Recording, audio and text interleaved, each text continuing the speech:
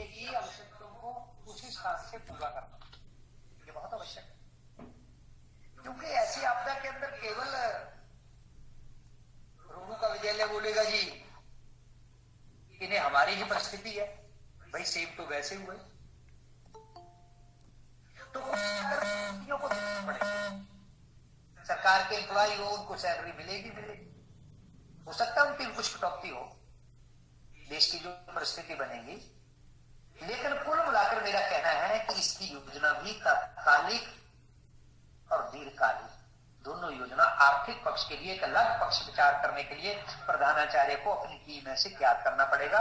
प्रबंध समिति के एजेंडे में ये सारे विषय एकदम से रखना पड़ेगा। घर में बैंक में पैसा था लेकिन पैसा खर्च नहीं कर सकते, सब कुछ बंद था। हिमाचल में तो बाजार खुले रहे, बहुत सारे स्थानों पर बाजार बंद रहे, केवल कुछ एक दुकानें जो घर में सप्लाई कर सकती है, क्या हो सकती है, तो नहीं कर सकते। तो हमने जिया बड़ा अच्छे ढंग से, बड़े आनंद से जिया उसको।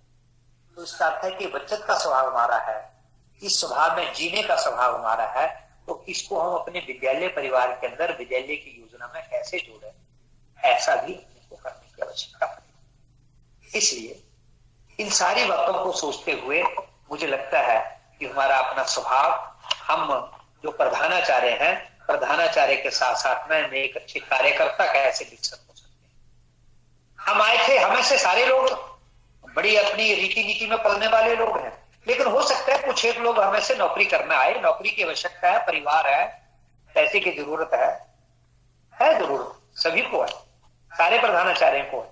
लेकिन बहुत सारे लोग आए थे कि जी ये मेरा मिशन बन जाएगा, ये बहुत अच्छी संस्था है, ये विचार बड़ा अच्छा है, इसलिए मैंने इसको प्रेफर किया। उसको अपॉर्चुनिटी और भी आई होंगी, वो नहीं गया होगा।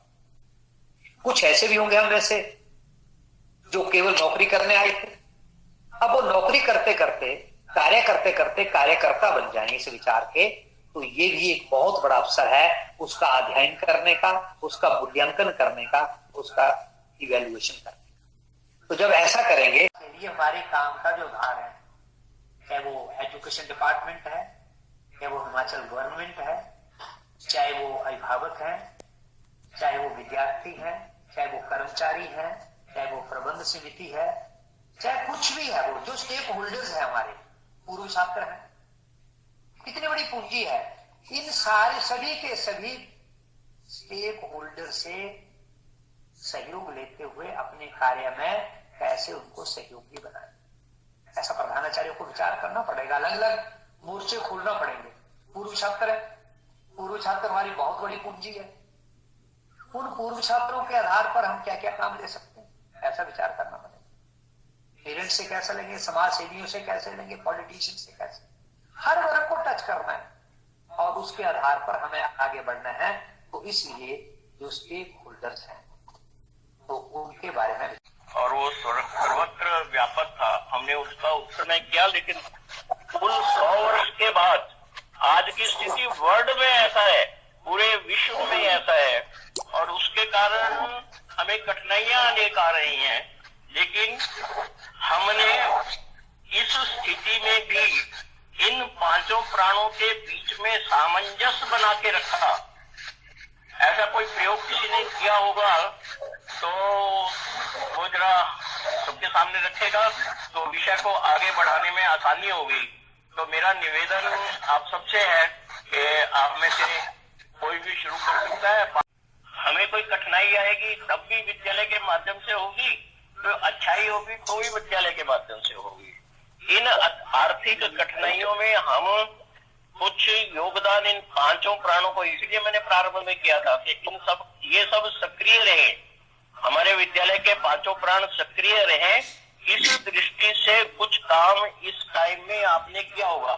जैसे मेरे को भी जानकारी है, पूरे क्षेत्र की भी है, प्रांत की भी है, कि हम चाहे ऑनलाइन सही सब बैठ के कर रहे हैं। हमने प्रबंध समिति की बैठक की, हमने संकुल विभाग की बैठक की, हमने प्रांत की बैठक की, हमने क्षेत्र की बैठक की।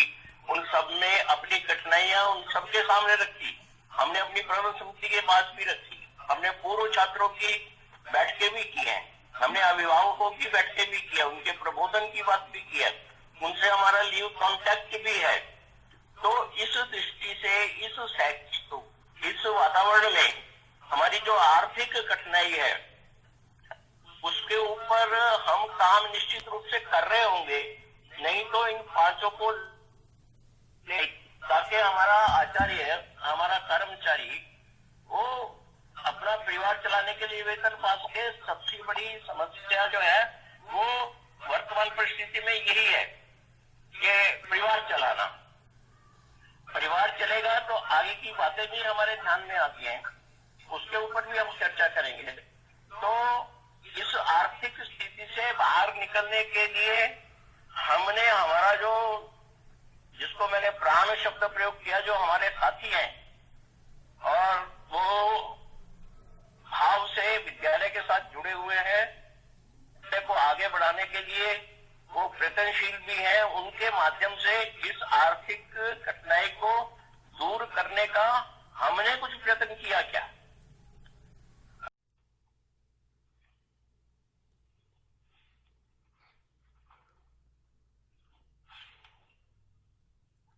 नमस्कार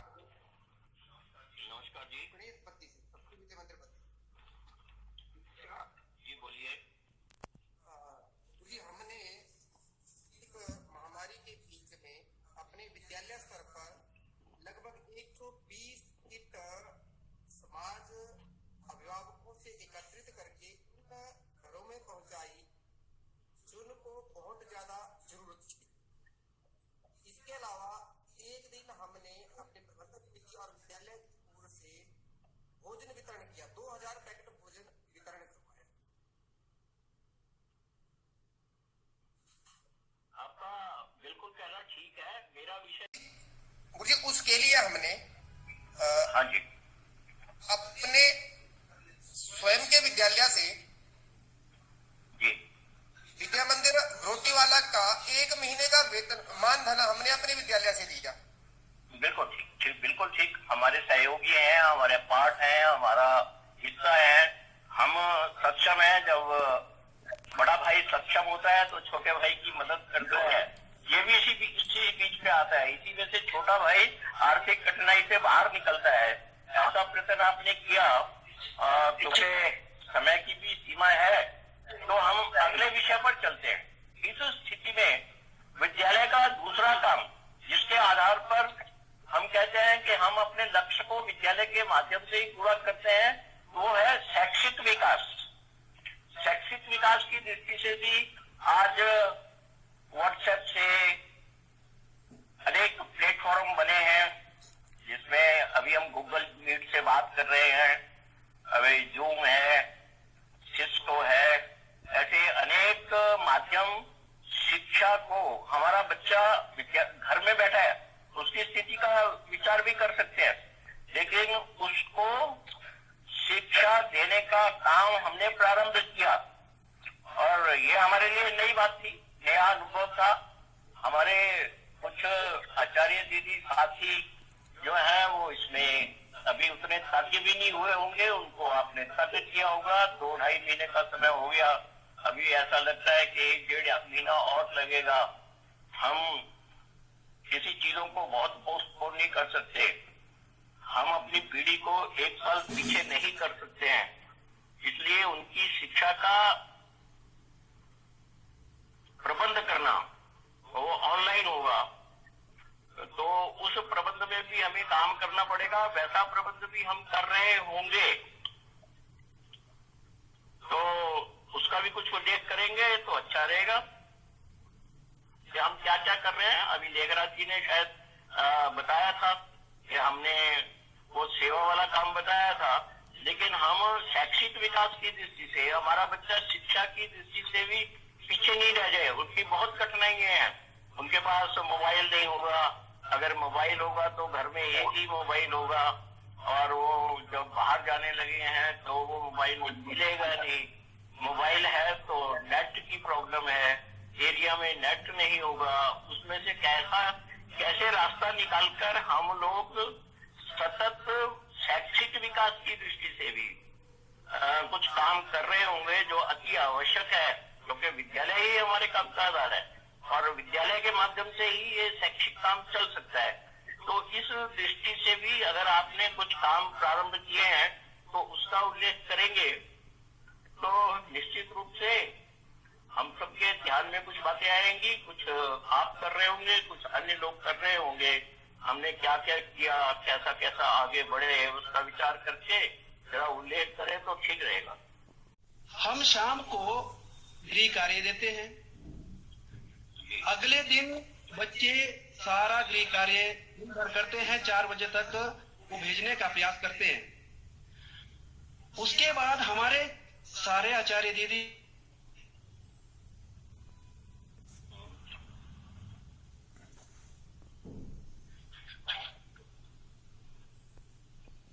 तो भी कम हो रही, वो उतना रुचिकर है क्या और उसकी समय सीमा बहुत कम है क्या? एक अनुमान कहता है कि ये छोटा बच्चा जो प्राइमरी कक्षाओं में पढ़ता है ये 20 मिनट ही अटेंटिव रह सकता है। स्थिति में जब कुछ ऐसी उत्साहजनक कुछ घटनाएं हम उनके सामने रखेंगे तो निश्चित रूप से उनका मनोबल बढ़ेगा तो वो बच्चे के साथ, क्योंकि घर में बैठे बैठे जब व्यक्ति घर में बैठा हुआ है तो पहले तो कभी बैठता नहीं था, अब बड़े लंबे समय तक घर में रहता है और घर में रहने के बाद भी कुछ चीजें ऐसी होती है जिसके कारण उसका मनोबल भी गिरता है और घर में छोटा मोटा सामंजस्य में कमी भी आती है। उसका सब ध्यान इस शैक्षिक विकास की दृष्टि से हमें काम करना पड़ेगा और इसकी जो सीमाएं हैं उनका ध्यान रखना पड़ेगा। उन सीमाओं का ध्यान हम रखते भी होंगे। ना हमारा आचार्य ओवरवर्क फील करे, ना हमारा बच्चा जो हमारा केंद्र बिंदु भैया बहन है वो भी कोई अपने आप को ऐसा ना महसूस करे कि कितना काम आ गया, उसमें रोचकता बनी रहे। और विशेषकर नीचे की कक्षाएं, प्राइमरी और प्री प्राइमरी कक्षाओं में हम कुछ एक्टिविटीज देते हैं क्या? जो बच्चा छोटी सी एक्टिविटी करता है उसमें वो आनंद लेता है तो फिर वो आपकी बात यही उसको भी सुनता है। ग्रुप को बना करके काम करेंगे तो उन ग्रुप्स के ऊपर बाद में ध्यान देना। और ये भी निश्चित हो गया है कि अब 1-1.5 महीने के बाद किस रूप में विद्यालय खुलेगा। हो सकता है कि एक दिन भैया आए, एक दिन बहनें आए, ये भी हो सकता है एक दिन 4 कक्षाएं, एक दिन 4 कक्षाएं आए। जैसी जैसी योजना सरकार बनाएगी, जैसी जैसी हमारे विद्यालय को ठीक लगेगी, वो सब होने वाला है। और अधिकतर किसान हैं, बागवान हैं, जो कार्य कई वर्षों से नहीं हो रहे थे, इस समय का तो हमने बड़ा भरपूर उसका लाभ उठाया। हम किसान हैं, हमारे जैसे घासनियां हैं, कुछ कार्य ऐसे हैं जो कई दिनों से लंबित पड़े हुए थे, जैसे उनको साफ करना, अनचाहे पेड़ उग गए थे, उनको तकरीबन जितने भी लेखा जी बोल रहे थे ना, और कुछ किसी का और अनुभव आया हो?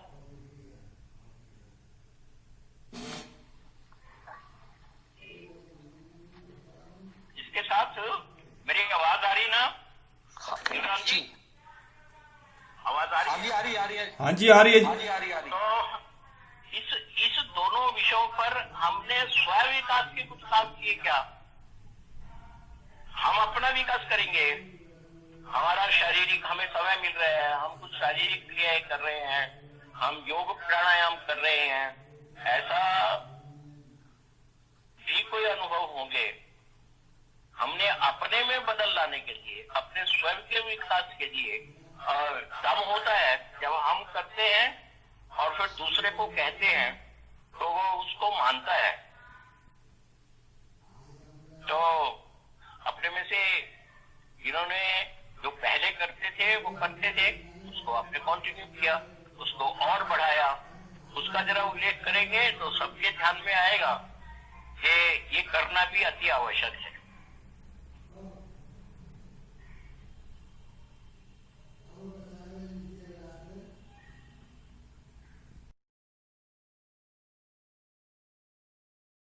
निश्चित रूप से एकदम संतोषी है कि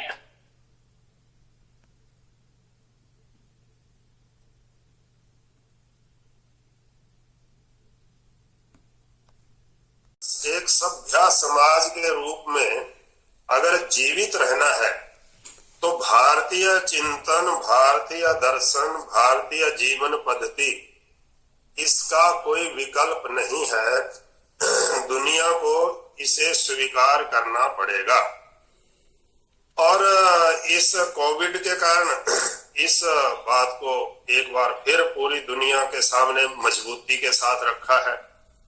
तो ऐसे में आज का जो विषय है कि इस भारतीय संदर्भ में इस परिस्थिति की सीख लेते हुए हम सबको अपने विकास की और अपने द्वारा अपने आचार्यों के विकास की और आचार्यों के द्वारा छात्र और अभिभावक, क्योंकि हम सब जानते हैं कि जैसे कहावत है कि एक लड़की सीखती है तो परिवार सीखता है, तो लेकिन आचार्यों के बारे में, प्रधानाचार्य के बारे में तो ऐसा लगता है कि इस कहावत को थोड़ा सा और बड़ा करके रखने की आवश्यकता है। लड़की के सीखने से तो केवल परिवार या कुछ लोग सीखते हैं, लेकिन अगर एक प्रधानाचार्य जिद कर ले, एक प्रधानाचार्य संकल्प कर ले या एक आचार्य सीख जाए, तो उसके माध्यम से कितनी ही लोग, कितनी एक पक्ष है, वहां पे इसका दूसरा भी पक्ष है, वो हम सबके भी ध्यान में आया होगा कि भारत और भारतीय दर्शन और भारतीय संस्कृति, भारतीय चिंतन, इसके प्रति आकर्षण वैसे तो पिछले 15-20 वर्षों से ही ये प्रक्रिया प्रारंभ हो गई थी। जब आज से 150-200 वर्ष पूर्व स्वामी विवेकानंद अमेरिका, यूरोप घूमे थे, तो उस समय अनेक लोगों ने उनका मजाक भी उड़ाया था, कुछ लोगों ने उनकी बात स्वीकार भी की थी, लेकिन वो बहुत कम प्रतिशत था। और वहां पर विवेकानंद ने घोषणा की थी कि भाई एक दिन ऐसा आएगा कि आप सब हिंदुत्व, भारत और भारतीय दर्शन के आगे नतमस्तक होंगे। तो ये प्रक्रिया वैसे तो पिछले 15-20 वर्षों से प्रारंभ हो गई थी, लेकिन इस कोविड के कारण उसमें बहुत मार्च महीने से, जब से लॉकडाउन शुरू हुआ है ना जी, तब से हमारा विद्यालय स्तर पर और संकुल स्तर पर जो है ऑनलाइन शैक्षणिक कार्य चला हुआ है। प्रारंभ से ही वीडियो कॉन्फ्रेंस के द्वारा पहले स्टेट में भी मीटिंगें हुई, हमारी अपनी बैठकें भी लगातार होती रही। आज भी मैंने इससे पहले 3 बैठकें अटेंड की। तो प्रारंभ में तो ऐसे हुआ, जब हमने एडमिशन शुरू की ऑफलाइन, तो विद्यालय में पेरेंट्स आए। 208 बच्चे थे पिछले वर्ष, इस बार 41 बच्चों के एडमिशन भी हुई, उन्होंने राशि भी दी और 75-76 बच्चे पुस्तकें भी ले गए। लेकिन सरकार की ओर से, शिक्षा विभाग की ओर से जो ये बार बार स्टेटमेंट दी गई और बदली गई अखबारों के माध्यम में, इससे हमें बहुत परेशानी हुई। इससे जो है बड़ी उलझन में रहा अभिभावक, और पिछले 10-12 दिन से कोई भी अभिभावक विद्यालय में नहीं आ रहा है, ना तो फीस दे रहा है और ना ही वो किताबें ले रहे हैं, क्योंकि बार बार स्टेटमेंट चेंज हुई है कि फीस देनी है, नहीं देनी है। अब कल परसों फिर चेंज हुआ कि मार्च से फीस ले सकते हैं, लेकिन इससे पहले फीस, प्राइवेट स्कूलों के बारे में बहुत जो बयानबाजी चली है, इससे जो है बहुत उलझन में भी रहा पेरेंट्स और हमारा नुकसान भी हुआ है। ठीक, जो आज बैठकें हुई, इसके बाद मैंने अपने सभी आचार्य वर्ग को सूचना दी है और हमने परसों 4 तारीख को बैठक रखी है।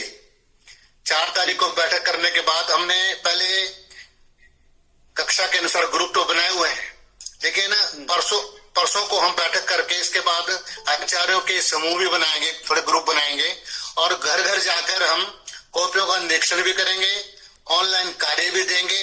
और जैसा कि अपने अत्री जी ने विषय लिया था संस्कार से संबंधित, तो उसको कैसे मजबूत किया जाए, कैसे दिनचर्या बने। इससे पहले भी हमने वीडियो बनाकर बच्चों को गीतों के माध्यम से और वीडियो बनाकर उनको काफी समझाया दिनचर्या के बारे में, जैसे रामायण महाभारत चलती थी, बड़े विषय हमारे चलते रहे। तो ऐसा हमने सोचा है कि परसों मीटिंग लेकर फिर हम विचार करेंगे। लेकिन हमारा जो संकुल है ये पिछड़े क्षेत्र में है जी, कमरू संकुल है। यहाँ पर सभी आचार्यों का, स्टोन में तो सभी आचार्यों का सहयोग मिल रहा है, इन कमरू और शिलाई में केवल 5-6 आचार्य ही सक्रिय हैं। अच्छा जी, ठीक। बाकी जो आज के विषय रहे जो बड़े अच्छे रहे, बहुत। ओम शांति शांति शांति शांति। ठीक है जी, सभी को नमस्कार।